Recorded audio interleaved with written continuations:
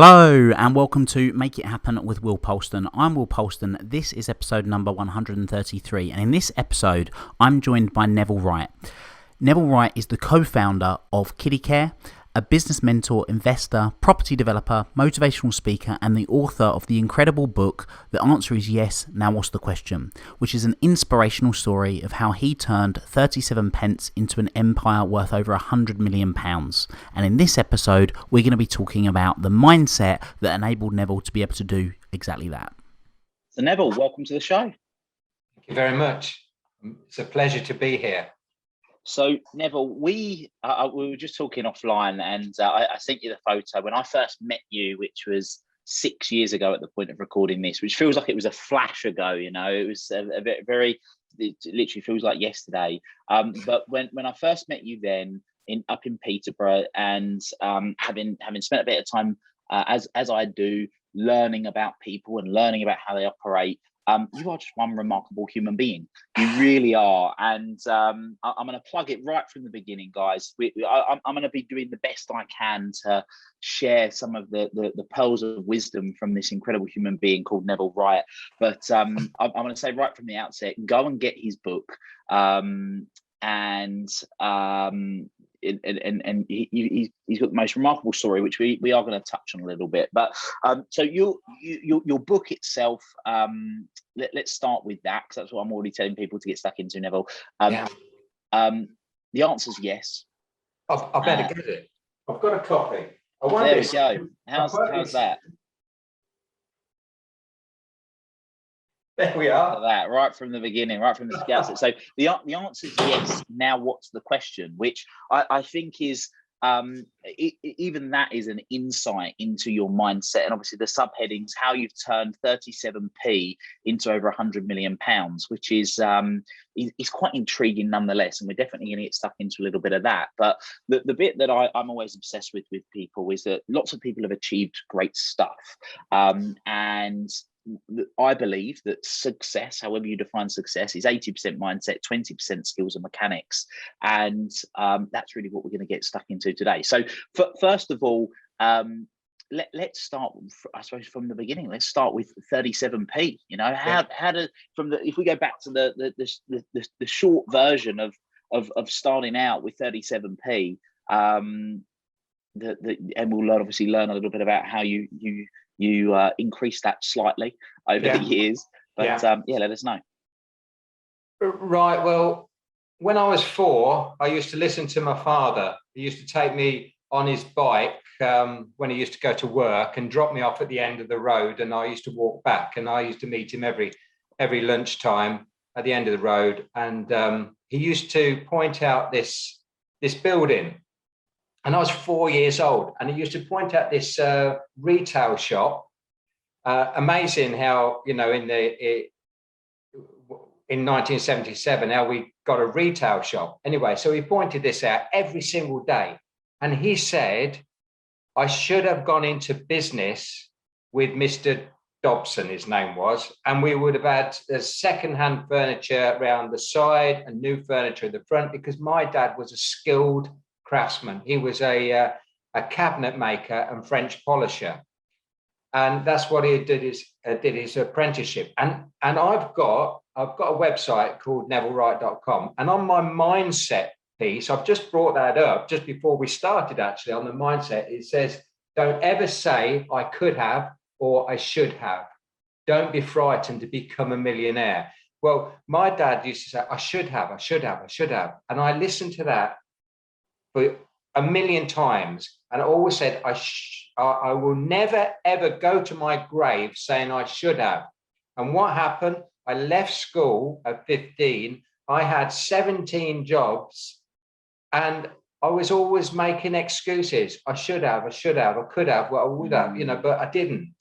Until it got to rock bottom, until I was living in a 10-foot caravan with my wife and 3-year-old daughter, and I was on the welfare for 3 months, begging for another £2 a week to buy food. And I do believe the further you are down, the better chances are of making a success, because one thing that I'd got on my side was I'd got nothing, so I'd got nothing to lose. And so many people, a friend of mine, he came round my house the other week to do some carpentry, and he said, Neville, you and I are same age. And he said, I could have been just like you. But he said, life was too comfortable. He said, when you was having all those jobs and you didn't feel comfortable with anything because you got this dyslexic and ADHD, and you know, people found out and you ran. You know, when somebody found out, they called you stupid, and the next day you'd run to another job and get another job. He said, but the difference is I was too comfortable. I had so much money coming in for my age and for what I needed that life was too easy. And so therefore, here am I with nothing, and you've got all that. And it wasn't being funny. It's just realistic. You know, that's it. If it's too easy, you're not going to do the things you need to do to get where you want to be. And the thing that's very evident to me, I mean, you mentioned just there, ADHD, dyslexia, they're labels that do hold a lot of people back because of programming, whether it's teachers, parents, grandparents, society that's created a perception for certain people of, well, you've got this, so therefore it's almost a handicap. But you used it. Definitely. And it drove me down and down and down. It did for 10 years. Teachers and bullies and people just in general saying you're stupid, you can't read, you're stupid. And I said at 13, when a whole gang of, because I was in a school for boys at the time, and when a whole gang of them said, because I'd made a mistake in the class, you know, and everybody roared of laughter, and, you know, because, and I got beaten, you know, by the teacher for not paying attention. No, I wasn't paying attention. I just couldn't understand what they were talking about. So they said, you're stupid, you know, and I said, I may be stupid, but in 6 months' time or whatever it was, no, a year's time, whatever it was, when we leave this place, you'll get a job and I'll get a secretary. And I don't know where that come from. You know, I just, in my subconscious, I knew that I wasn't stupid and I could think different, and there's certain things I couldn't do. So I would get somebody to help me on those things I couldn't do. What is the point of pursuing something? And the teacher would make you do more of what you couldn't do and less of what you could do. So they didn't concentrate on your good points. They concentrated on your bad points, which even made it worse because mentally you couldn't cope with it. You knew you was going to have a slap around the head. You knew you was going to be put in the corner in the class, looking at the two walls, because you knew that was going to happen. So that even frightened you more not to make a mistake. And you know, it just went from bad to worse. So with the dyslexic and the ADHD, you know, it means the ADHD is like, I just move fast and from one job to another, to try and find my element, you know. And I talk about, I do public speaking and training and stuff like that. And I talk about being in your element. If you're in your element, you don't think about time. You're focused. And it doesn't matter whether you've got ADHD or whatever it is, you know, if you are in that mindset and you can concentrate, then you're focused on something, and time is of no consequence whatsoever. So, Yeah, so I don't know what we was talking about. Yeah, no, it's so true. Look, I mean, you take ADHD, attention deficit disorder. The reality is the reason that people have attention deficits is because something that isn't high on their values, which for you're using the term element, but it's something. Whereas when you are doing something that's in your element, that's high on your values, and you have a surplus of attention, you can focus, like you say, time and space just disappears, and you're really in flow. But what I want to talk to really quickly is, obviously you had this challenge at school, so then you realize you become quite good with your hands, right? And you started building and maintenance, but it actually started with window cleaning, didn't it? Yes, That's how it actually started. Yeah. That was the 37p. What was it that you bought for 37p? What was what? What you bought for 37p? Oh, right. So on the 26th of September 1974, I had this altercation in the welfare office. So I was begging for another £2 a week, and they said, and they looked at my file, and they said, well, the only way you can get it is if you have another child, and then you've got more points, and so therefore we can give you another £2. But you have to have another child first. And I said, I was so angry. I was 24, and hot-headed, and I was saying that I can't afford to feed the one I've got, and you're telling me to have another one and stop on benefits. And there's no benefits to the benefit system, none whatsoever. And then I realized why the counter was so high and so wide, because if I could have got over that counter, I would have got that chap, who was telling me to have another child. So I was very disappointed, very sad, and very angry at the same time. So I said, if you can't look after me, my employers couldn't. Well, it wasn't my employers who couldn't look after me. I just ran from job to job. And I said, I'll look after myself. Well, I shot myself in the foot because I thought it was Sodom, and I didn't get the money for that week. And the next, that day, actually, that was 10:30 in the morning. I cried on the way home on my bicycle, thinking I'd let my wife down. What we're going to do, and I stopped to compose myself, to tell her what happened. And I thought, this is it. No more jobs. That's it. I've burnt my bridges. I am now responsible, because before that day, everybody else in my life was to blame.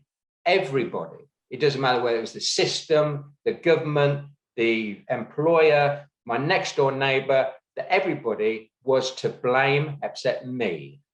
And all of a sudden, I thought, no, the buck stops with you. You are responsible for the rest of your life. And so therefore, I made this pledge to myself. I'll never go cap in hand ever to anyone ever again begging. And that was quite powerful for my mind. And then it kicked in with my dad saying, I should have. And I said, I never will say that. I'll never, whatever it is. So therefore, what could I do? I hadn't got a clue. And window cleaning, well, there's an abundance of windows. I'm looking for something that's easy to do, cheap to do, and with an abundance, where every house has got windows. Every factory's got windows. They all need maintenance. They all need cleaning. And so we went down to a place called Pridmore's, which is a haberdashery shop, in the afternoon. And I got myself 37p piece of cloth. It's called a scrim for cleaning windows. And then I made my first acquisition. That was my first acquisition. I did my first deal, went to my father and said, could I borrow your ladder? And then he said, yeah, of course you can. And the next day I went window cleaning. But a window cleaning round that people have has got a ceiling to how much you can earn. So 15, 20 houses a day, 5 days a week. If you haven't done twice, every fortnight, then you know exactly how much you're going to earn. And I didn't want to ever know ever again in my life what I was going to earn, because that's a ceiling. and you can't get up above that ceiling. So I wanted it to be open. So it wasn't a window cleaning round. It was a window cleaning business, which was a property maintenance business. And so therefore, there's got no ceiling. So that's, so every day changed, every day. I wasn't in the window cleaning for very long, 3 months at the most, before like 2 weeks. And then I was cleaning gutters. 3 weeks, I was mending fences. 4 weeks, I was jet wash, whatever anybody wanted. And this is what I find, again, when people listen to your book, your work ethic was unreal. Literally working. You would do like your window cleaning round, then go and do maintenance, then you would go and do painting. I remember you sharing a story of where literally you were still painting at midnight in someone's house, and they said, like, when are you going home? And then they said to you, you're never allowed to paint for me again. But he did add a little sweetener there, didn't he? Yeah, he did. Yeah. So before that, when I was working for other people, it was a very unionized country. It was in the 60s, and so unionized, and you couldn't do anything where, it was their attitude in these factories was you never sweat in the works time and you never shit in your own. Right, that was what was going into my mind from these people who was unionists, and everybody was militant, and the slightest thing they would call everybody out on strike, and that was awful for me, because when they had a strike, they hadn't got any money, and it was like, but they were all right, because there was the other people who had been in the factories a long time were earning a lot of money, and they could go on strike, especially in the summer when the sun shines. They'd go on strike for 6 weeks, it's because they wanted an extra holiday. And it was that attitude was dreadful. And I changed my attitude. And then all of a sudden, if you have a goal and you want something and your attitude changes and you're in your element, time is nothing. So I used to work till 12 o'clock at night, and it was, it didn't affect me. It didn't, it drove me.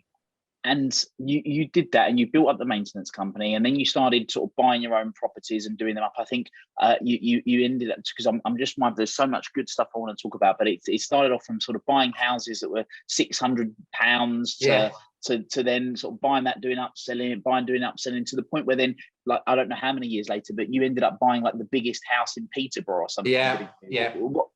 From Stamford, Lincolnshire. Right.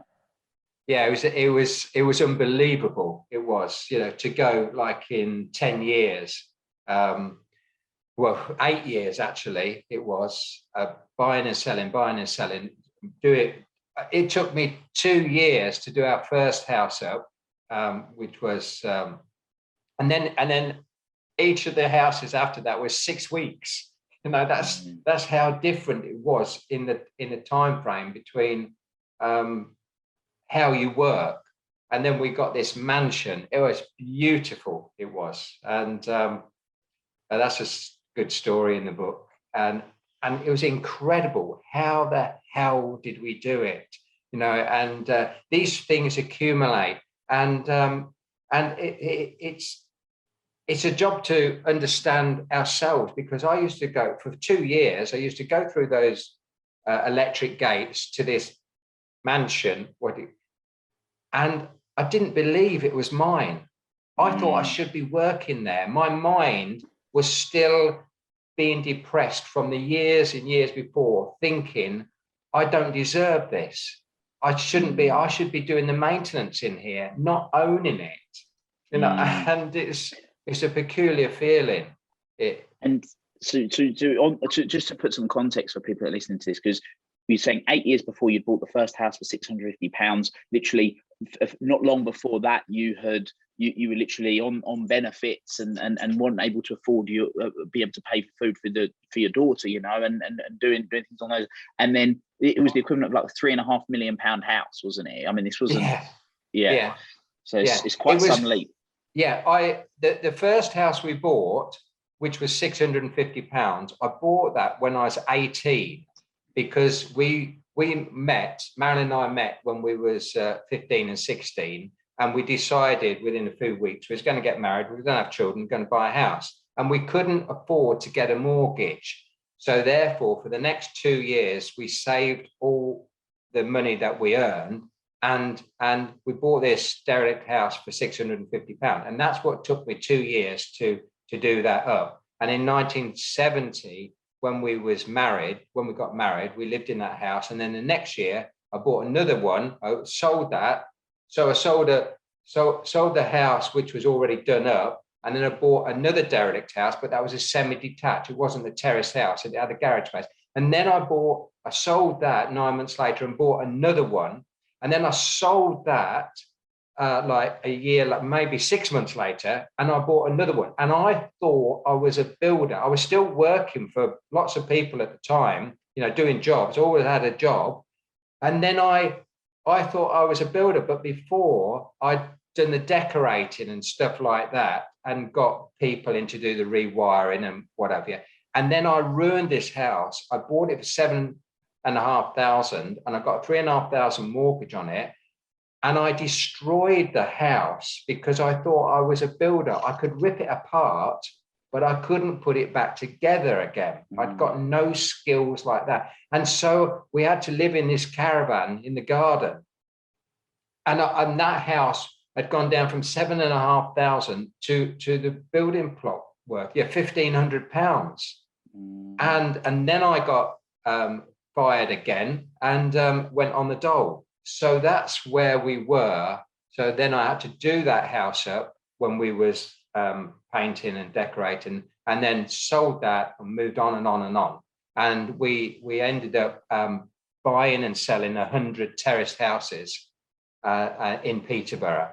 And some of them, sometimes with inflation, you don't have to do anything. You buy it, and then within a couple of months, it's worth quite a bit more, and you sell it. The others, you renovate, do a full renovation. So that's how we was doing that. And then all of a sudden, we found ourselves buying new houses and of builders, and we didn't get the rent.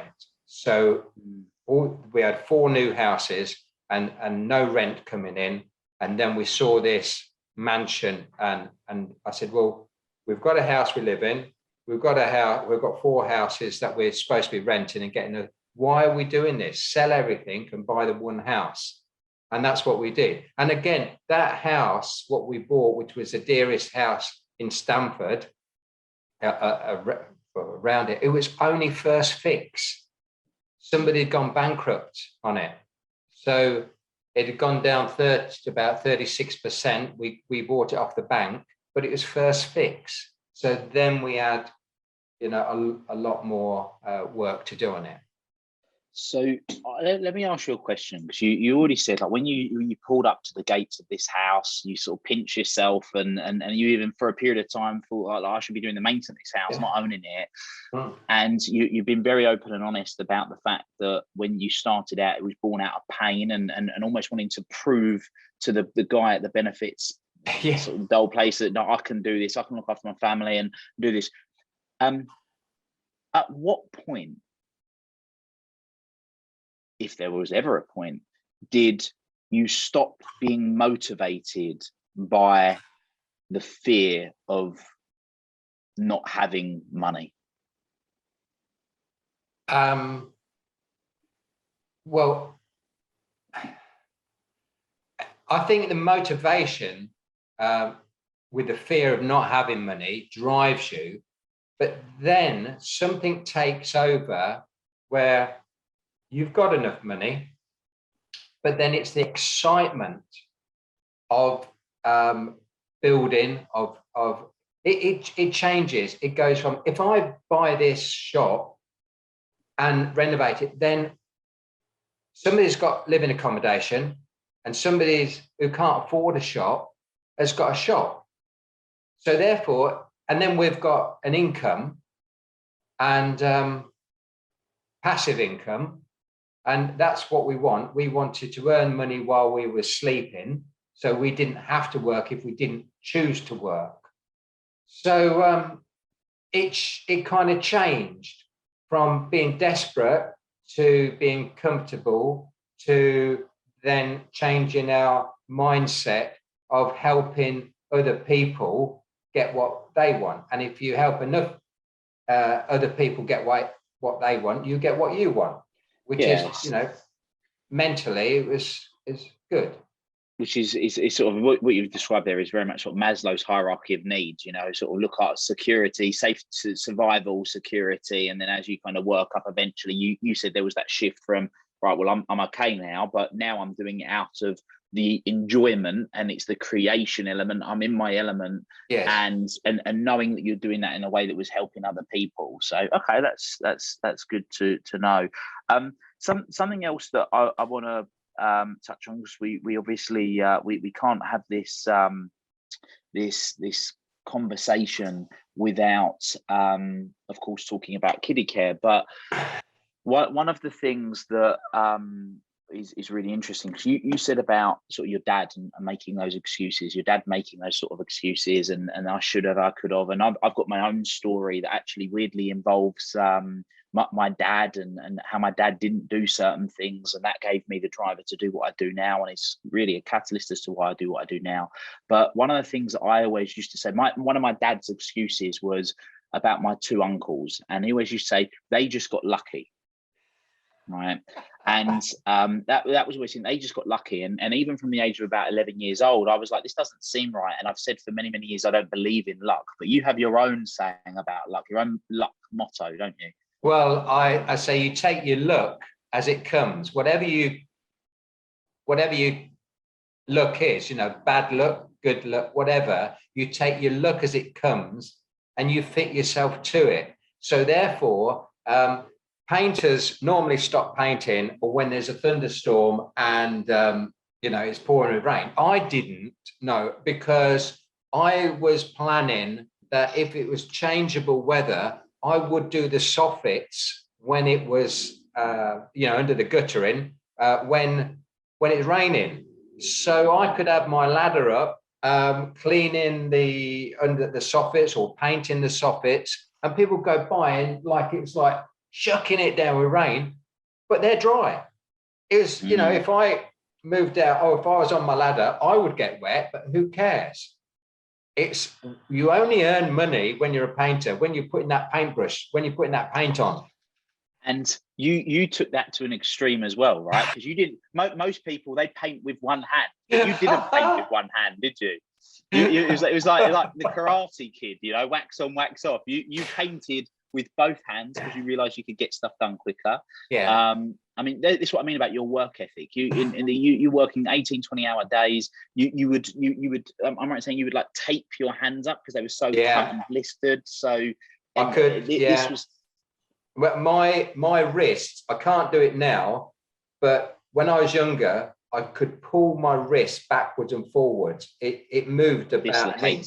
My father used to bandage every morning at 6 o'clock. He used to bandage my hand and wrists up, and because of carrying too much weight.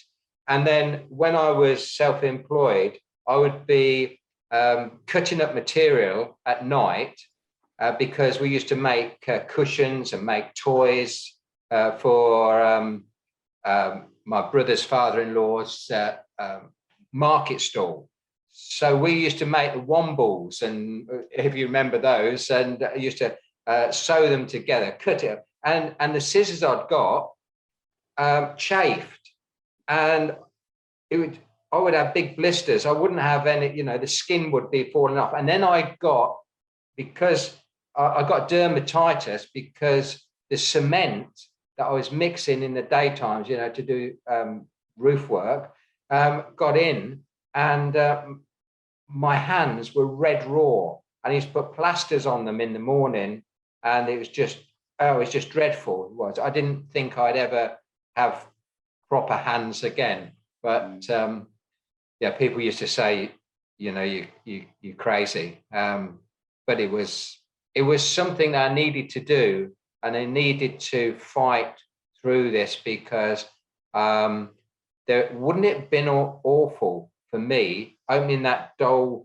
and going through, and the person said, I knew you would be back. I knew you would be back. because you're a loser, and that played on my mind. I'm never, ever going to be begging to anyone ever again. And that pushed and pushed and pushed me to the limits. How long did that play on your mind? How long did you sort of wake up each day, hearing that story and go out and be driven by that? Years. Yeah. I must do the most productive thing possible at every given moment. You see, one of the great things that I happened to get in 1980 was some tapes. So I'd been going 6 years being driven by hate of myself for not understanding what everybody else in the class understood. Why didn't I understand what was going on? Why did every time I blink my eyes, the letters, I've got a bit on here about dyslexia and on my website, and it shows there's a video showing all the letters falling off the pages and going like this. And that's what it's still like. I've been married 52 years and known Marilyn 56 years, something like that. And I still ask her the same freaking questions every single day. How do you spell? And she goes, I've just told you. I told you 5 minutes ago. And I go, but I still can't get it. At 72, I still can't get it. I know I have Grammarly now, spell check and my phone, I ask her, but if Marilyn's about, I will like, oh, Marilyn, how do you spell minute? Minute? I must have told you 1,000,000 times, but I can spell it so many ways and I still see the letters all jumbled up. So it goes on and on and on, and you get confident in one thing and then there's something else. So you mentioned those tapes, right? And tapes, we said about the stories, because you said it was the story of the guy at the dough office that drove you. And this is a personal development podcast. I'm huge on personal development. I love personal development. It's what I eat, sleep, and breathe. But you got some tapes, and there's some key books that have been sort of pillars in your evolution, let's say, that I wouldn't say, look, success is more than just one or two things, but I think you'd be fair to say they've definitely helped along the way. I think you joke that you bought one of the books for X amount, and it's that book alone's made you £1 million. Yeah. Most books that I've read or half read, or in the early days, I used to buy books. If they had pictures in, was really good. Like especially building books, they'd got pictures in because I could understand the pictures but not understand what it said. But the first lot of tapes that I got was $1 Million Round Table. It was an American set of tapes for the insurance industry. And it just happened that I got in somebody's car, my uncle's car, and he'd got them. And he's, oh, sorry about that. I go, no. I heard the word success or whatever it was, or $1 million or whatever, within the first couple of seconds of him turning his car on because the tape's coming. And I said, no, leave them on. And for 20 minutes, as we was driving, I was mesmerized by there was somebody out there that earned $1 million, and you could get into this club only if you'd done $1 million worth of sales. And wow, I wanted that, and it drove. That's the next stage that drove me. And education. People say you're educated at school, but I don't believe you are. You're educated when you're ready to be educated. So as soon as you find something, you educate yourself. And nowadays it's so easy for education. And so I'm still educating myself about 5 to 7 hours a day, and it's wonderful. How do you do that? Most on this, with Google, with everything, with Facebook and all the stuff that's on there, and you just want to know something, and then you Google it and see it's just so much out there. How so what I find fascinating is there's the saying, isn't it? Learners are earners, and having that obsession with learning, not necessarily school. And I think there's a famous quote: "Don't get your schooling confused with your education. They're two very different things." But what have been some key, let's say, books that you've read or listened to that have been monumental in you doing what you do in life? Since lockdown, for instance, I think it's called "They Can't Hurt Me." David Goggins.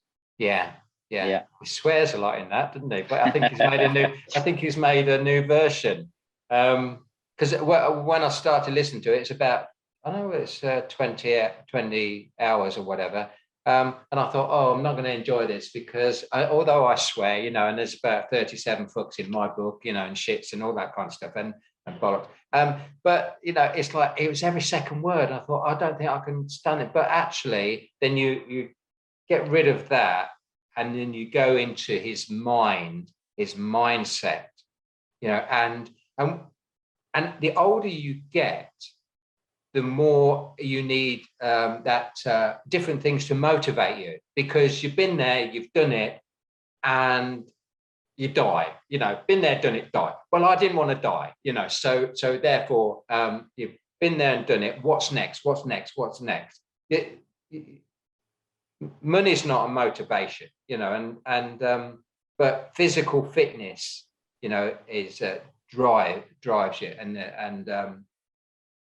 and food and different things, so you're always going on to the next thing. So that was a good book.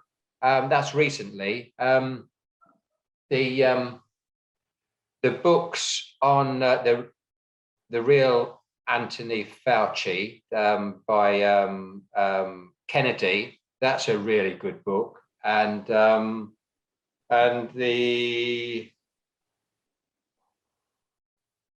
anyway, there's a few books on Bill Gates and Fauci and stuff that other people have wrote who used to work with them, and so I'm into all that kind of stuff. And before that was Anything and Everything on motivation, and it didn't matter how big the book was. I found something. Somebody was on about speed reading on the other day and said, I'll get through a book a day, 6 books a week. I'm getting through 100 books. And John Lamberton's over the last couple of years has read 100 books. And this is 100 business books. And in that 100 business books, I'm number 4. And which I'm really, really pleased about, so I'm number 4 out of the 100 on that. But loads of motivational books, and then you can pick something. This is what I was saying. People speed read or listen, but you've got to be careful, because there is so much information in books that if you just listen to it and put it down and get the next one and next and next and next, what are you going to do? You've got to implement what you've learned. So each of the books, I was so slow at reading, but I could implement the very day or the very next day what I'd learned. And each of those books was worth their weight in gold. So you could have a 50-page or 100-page book, and you just get one sentence that resonates with you, what you could do in your business, how you could tweak it, or how you could manipulate whatever it was round to your business, and get an idea of how to serve the customer better, to price better, whatever it may be, how to serve the customer that other people are not doing. So there's a lot of stuff. So you twist a business to suit you and the customer and what other people have not even thought of doing. So, all of the books, I've got I've got hundreds of books that I've read, and each one has been worth its weight in gold. Amazing, thank you. So let's move on then to Kiddicare. Right now, this is interesting because you obviously had the property renovation business. You were doing that, and then your wife Marilyn wanted to open up a shop. Is that right? No. Oh. No. Marilyn was on the building. We had 6 people working on the building site, and Marilyn was working with us. She drove the truck, she mixed concrete, she was decorating, she was doing everything, right? So that was for about 3 years that she was doing that. And we built that business up. I say we've got 6 people working with us. And she was doing hairdressing at night because she was a qualified hairdresser. She was doing the books at night, and she was working in the day. And I was going out at night working or selling. I used to put signboards up for buy and sell direct. So I never got paid for them, though. In 6 months I worked for them, but that's another story. So we were doing work at night time as well. And Marilyn said, look, we've got big enough now. We're getting some income. I don't have to work on the building site every day now. I think what I'll do, I've got enough work on the book work to have an office. So we'll have an office because you couldn't take, we'd have got a spare bedroom that we'd got samples of bricks and wood and paper, but you can't take people from the local council up into a 3-bedroom semi-detached house and show them what you've got. It wasn't conducive with the work. So we got a terraced house and we was going to turn it into an office. And then she said, look, so we've got 4 rooms and I only want 1 room. So while I'm doing the book work, I suppose I could sell something. And what did we know? We knew nothing about retail. So we said, but we bought a second-hand pram for our baby, and we bought a second-hand cot, and we bought a second-hand high chair, blah, blah, blah. So that's what we'll do. We'll do second-hand nursery stuff because it's quite big. So it'll fill the 3 rooms. It won't look stupid like if you're selling watches, you've got 6 watches, So it'll fill the rooms. It's cheap to buy. And that's what we'll do. So we started up this nursery shop called Rainbow Warehouse because we didn't really believe that we'd be able to sell these prams and pushchairs, and probably then we could change to something else. But it took off, and in 3 months we were selling new stuff because reps would find us. And in those days, this is why Google's so good today. You can find something and somebody and instantly connect with them the other side of the world if you want and get a quote. Whereas in those days, in the 80s, you had to go to a shop, find a product like nappies, for instance, read on the back and write down the name and address of who produced them. Then you had to write to them. And 2 weeks later, if you're lucky, get a reply back. No, we don't, we've got enough suppliers in Peterborough. We don't need any more, and that's how slow it was. So that's how we started the nursery shop. And then obviously that grew and built and developed. Question, what was there ever a point in time where you had a vision? Because I know you talk a lot about wants and needs and hopes and dreams. Yeah. Was there ever a vision, or no, that's probably maybe let me say it another way. At what point was there a vision for Kiddicare to become what it become, when it had obviously started in its humble beginnings of operating, selling second-hand furniture, second-hand? Never.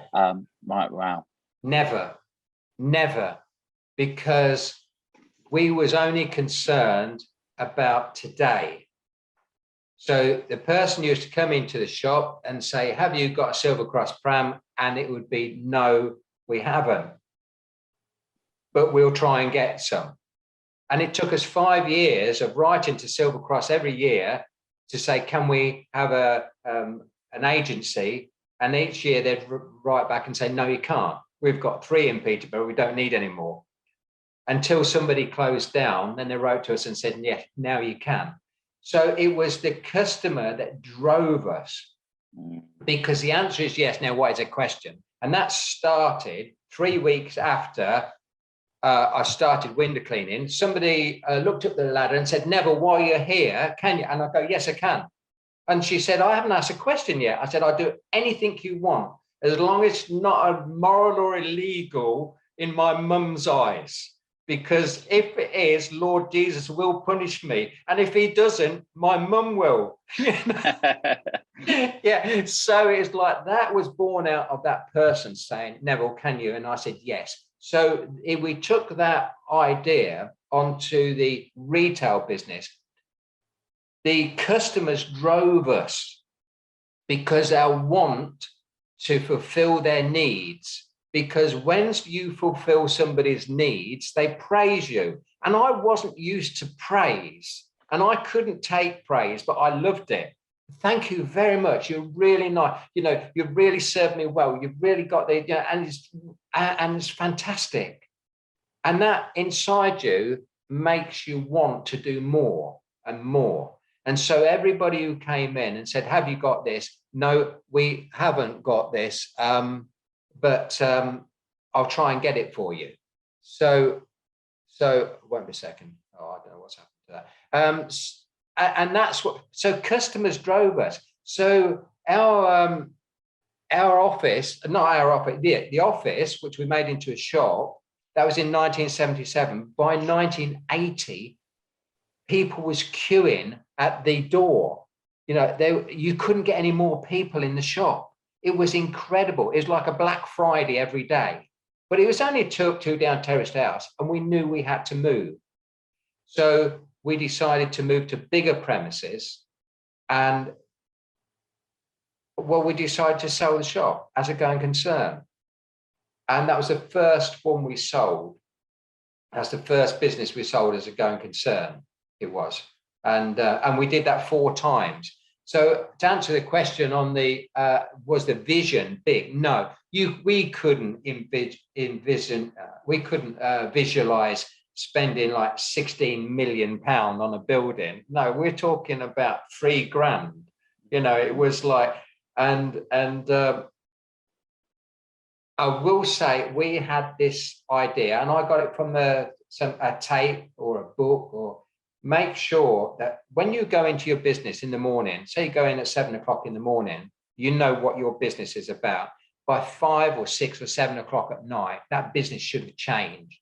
Just even if it's a tiny bit, even if it's in your mind, whatever it is, that business should have changed. Because if you don't change, somebody else is going to change. And then one day you're going to go bust, and you're going to wonder why that somebody's doing really well and you're not.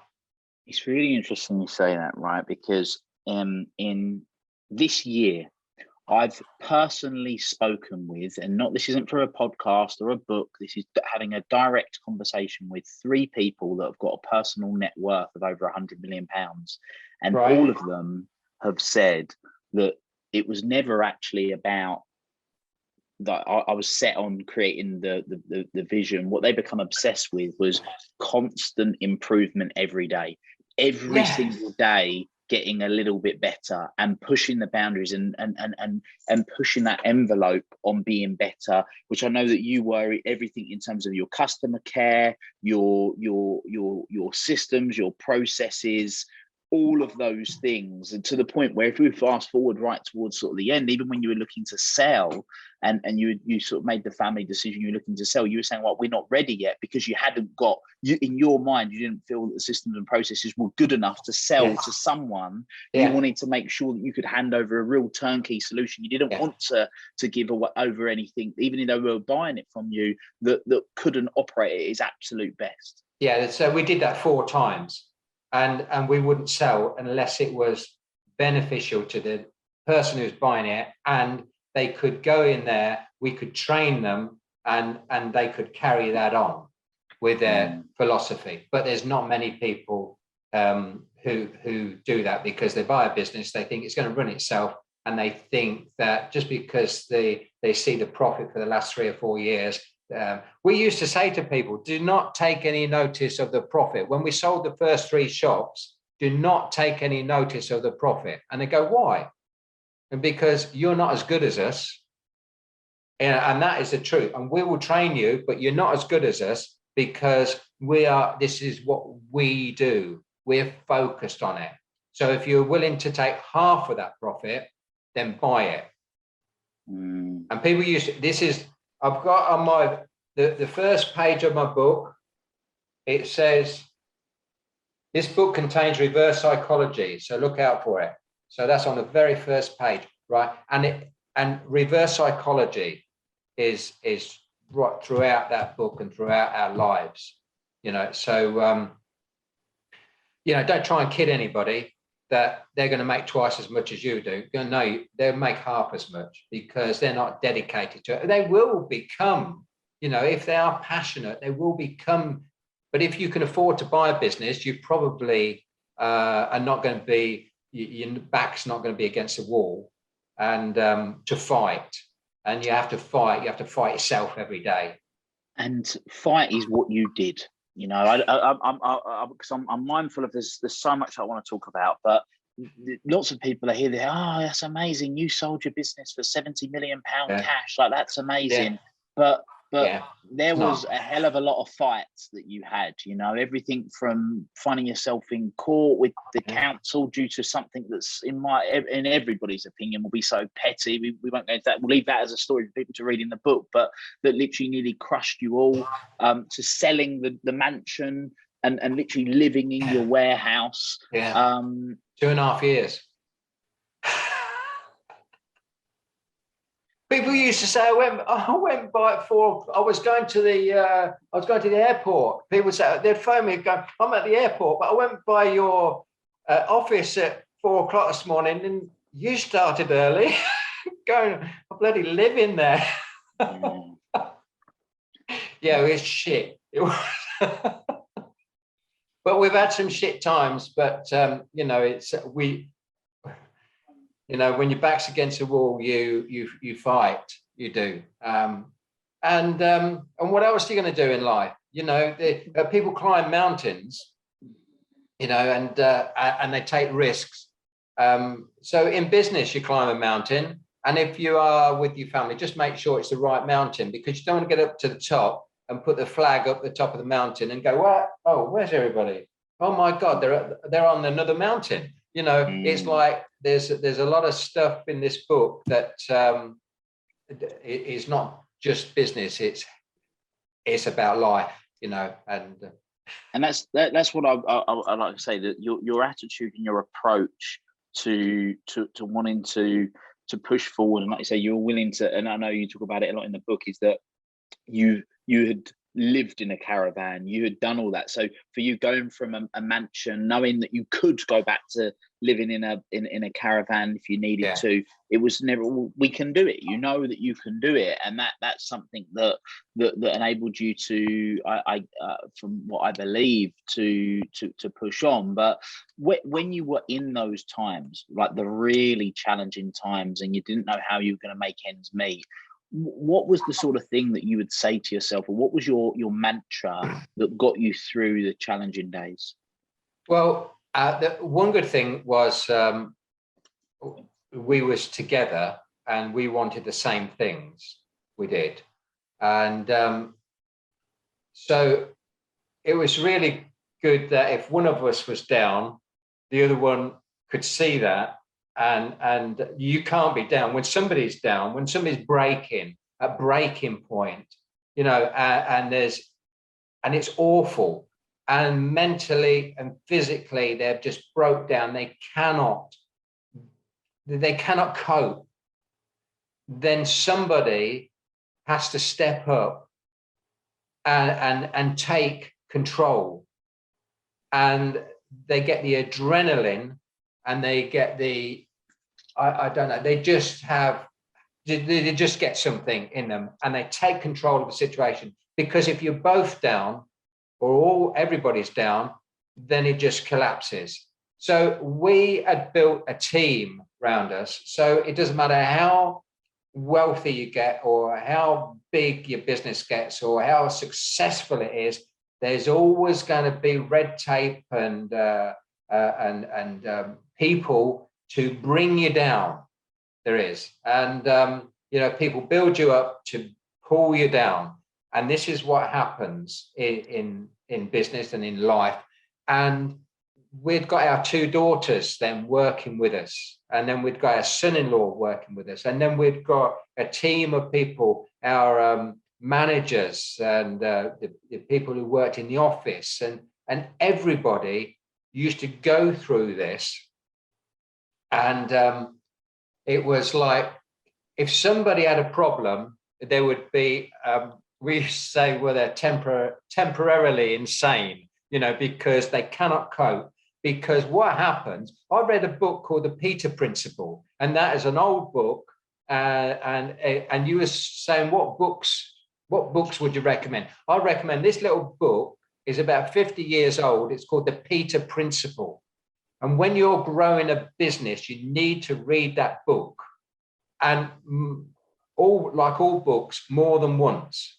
And the Peter Principle is that you start growing your business and you get somebody, you get a manager, and that manager wants a secretary, and that secretary wants an assistant. And then the manager says, well, no, I need 2 more assistants. And then it gets to a point where you can't get rid of them because they're in control of so many people, not doing anything. So it's like we understood this. So everybody was needed to understand what they was doing, and they needed to have more work than they could really, I suppose, cope with when you grow in a business. Everybody does before you start dividing the jobs. So everybody at some time or other got to breaking point, and you recognize this breaking point that they can't cope, and you go in and you help them out. You divide the job, or you sort it. And because people will say, I can do it, and then they don't realize, and they can't do it. They can't do everything, so then you go in and help them out. And this is what happened with us. So it's Marilyn and myself, and then the other children, and then the wider areas. And so understanding is that. And the impression that I'm getting is that you were that person, whether it was Marilyn or the children or the managers or the people that work with you, you would be that person that would go in and help them when they're at a breaking point. Who was it that helped you? No, I was going to say, no, everybody. Everybody's got different skills and different mindsets and different things. And I had got no sympathy. I'd got lots of empathy, because empathy is one thing. I understand how you're feeling, but I do not feel that way. And so I can come and help you solve your problems.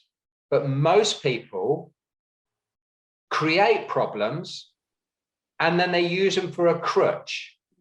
How many people have said to you, well, I could have been in business, but I went in business, but then my partner let me down, or I got some money stolen, or the customer didn't pay, or blah, blah, blah, blah, blah. And they use it for a crutch all the time. I could have, but this happened. You want to hear my story? This happened, and go, so I've got no sympathy. I got empathy. And I was very, very hard, because I was hard on myself, and the thing is, there's no such thing as can't. And if you see it in the dictionary, take the T off the can, and that's, you only can. Yeah. So who helped me? Everybody, because they had more empathy and sympathy for me, because they could see, especially at the last point in 2010, 2008, where the recession started in 2006, and everybody said I was crazy, because I'm saying there's a recession, and go there, you're crazy. There's no recession. 2007, you're crazy. Oh yeah, there could be. 2008, fuck me, you're in the shit. Everybody worldwide, it's like that. So a lot of stuff happened, and we was about 3 or 4 years behind. We'd invested all this money, millions and millions. I think it was about 14 million in debt, but which would have been paid off in a normal circumstances over the next 3 years in profits. But of course, it didn't, because it didn't happen. There was a recession, you know. So everybody knew how I was feeling. They could see. They helped me out at the darkest days.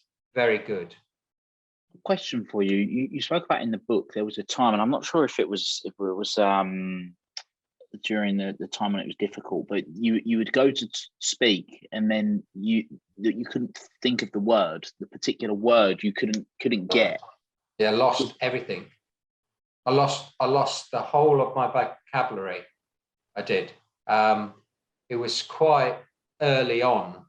It was, and I was buying a van down at Oundle Road. There was a motor place down there. I was buying this van, and my 12-year-old daughter at the time was with me, and we'd gone out to buy a van, to buy some new cash registers, and then to go and pick up the keys for 3 houses that we just bought. And he was getting the paperwork, and he said, what company is this going to be in? And I just lost. I couldn't speak. I'd lost mentally. I'd lost everything. And I just walked away. He must have thought I was a twat. You know, I just walked away. I couldn't even tell him that I had a problem.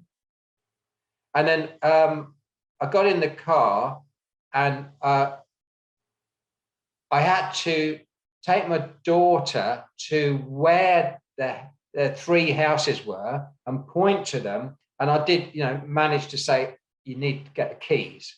But because I didn't know the street, I didn't know the numbers, I didn't know the street. I couldn't have walked into that estate agent and said, I'd come to get the keys for the Crawthorne Road. It was Crawthorne Street, I think it was. And she had to go and get the keys. And I was there on double yellow lines, and I thought, if a traffic warden comes, I'm knackered, you know, because I can't speak. Anyway, ambulance come and blah, blah, blah, blah, blah. And I just lost everything. They couldn't find anything, but I think I had a mini stroke or something. All right, that's what you thought. And then people, after that, people help people who was around me. My security guy, who was head of security at the time, he used to be around with me all the time. And he used to finish my sentences or tell people what I was thinking. Crazy. And then the managers used to. And we used to go out a lot. Every night we used to eat out because, you know, we couldn't cook because we hadn't got time. So, and it was a gang of people who used to go out, the managers or reps or whatever. And I used to say to the waiter, they'd say, do you want, is there anything? I go, yeah, can I have, and then people around the table would be going, olive oil, you know, what, this, sauce, what, yeah, yellow stuff. Mustard, yeah, no. And they'd say, mustard, you mean mustard? Yeah, mustard. You know, and it took years to come back. It did. So, and I think, you know, it's a lot of stress. So that's what I was going to say. It was the stress. I'm just trying to get people to understand the levels of stress that you put yourself under at that time. So, look, Neville, this is fascinating, and I could literally talk to you all day. But there's one thing that I want to finish on. Wants and needs and hopes and dreams. Yeah. What's the wants and needs and hopes and dreams of Neville right now? I want to get rid of the New World Order people because I want to get back for people being sane. As want is to that this world could go back to how it was. We don't want new build back better because I don't believe in that. I believe it was fine as it was. So I want everybody to question everything. Question.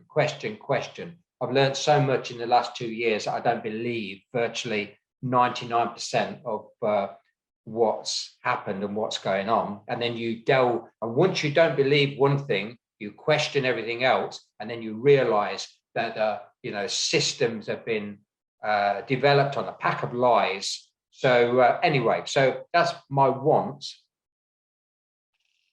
I hope that I can get fitter, so I last a bit longer.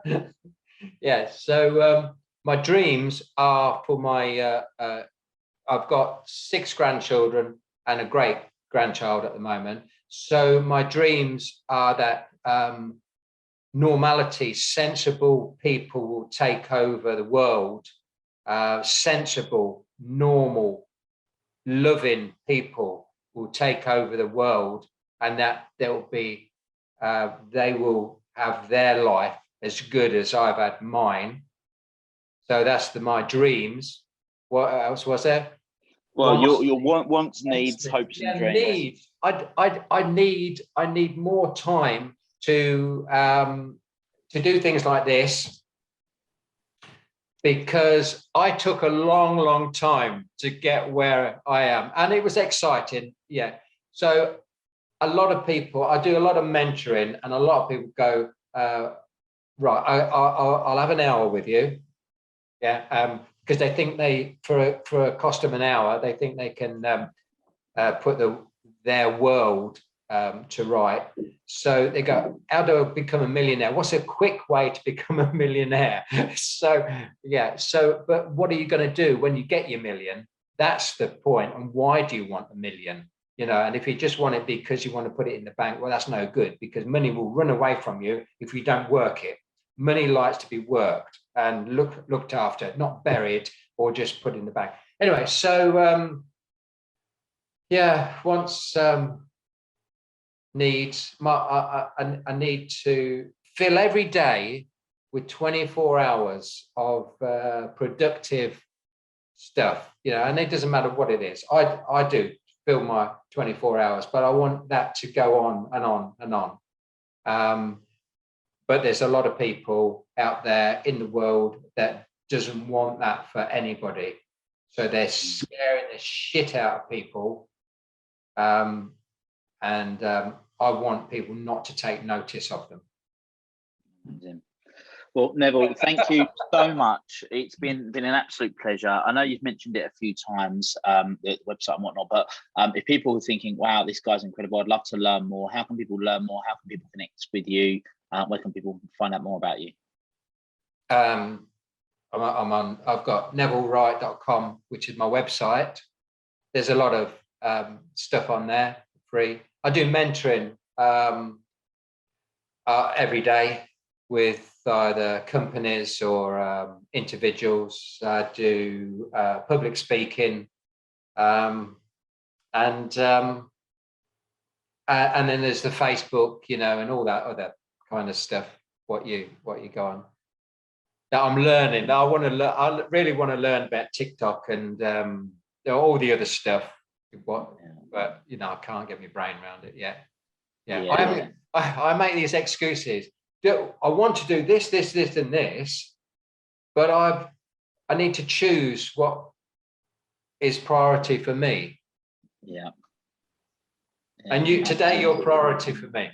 Wonderful. Well, look, I'm grateful for being that priority, because I know you're a very busy man, and you're certainly not kicked back on a beach and sat there sunning it out. I've been on the beach. I've been on the beach this morning. I did 4 miles on the beach. Yes, so that was before this. Wow, you're a machine. Neville, thank you so much. It's been an absolute pleasure. Guys, go and check out Neville. We'll put the link to Neville's website so you can go and check him out, find more, connect on socials, do all that stuff. It's been a fascinating conversation. Thanks again, Neville. And for everybody that's been listening, until next time, make it happen. Thank you. I look forward to speaking to you again. Thank you for listening to this episode of the Make It Happen with Will Polston podcast. Make sure you join Will's free Facebook group, the Make It Happen community. Please support the show by subscribing on iTunes, Spotify, Stitcher, SoundCloud or Google Play. share this episode with at least one friend you think would benefit from it, and give Will a 5-star review wherever you download your podcasts. Until next time, make it happen.